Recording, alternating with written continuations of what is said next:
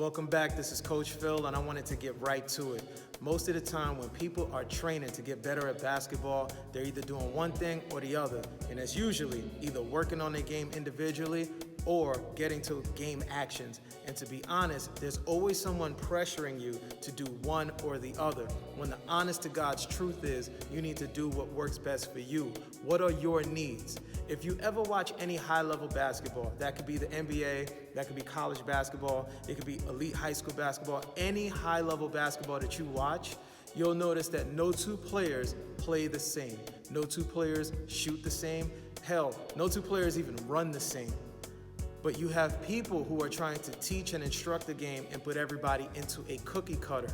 Now, the better of those who are training, the better of those who are teaching the game are open-minded to the idea that you don't have to learn any one thing in any one way. Because if you look at the most successful basketball players in the world, none of them are alike. Nobody has the same shooting form. Look at Steph and Klay Thompson, the Splash Brothers.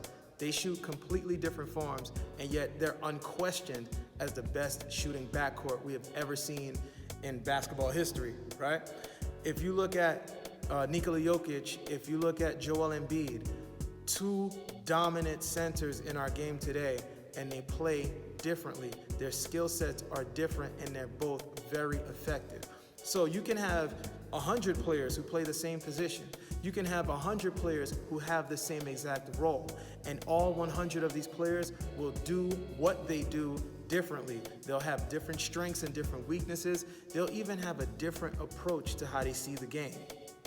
What's most important when it comes to developing your game is you understanding who you are and where you're at. And that is something that too many players miss out on. They just get so caught up on what drill am I doing next? What am I trying to add to my bag? What player am I trying to emulate? Instead of understanding who they are, what they do best, and what is their own starting point.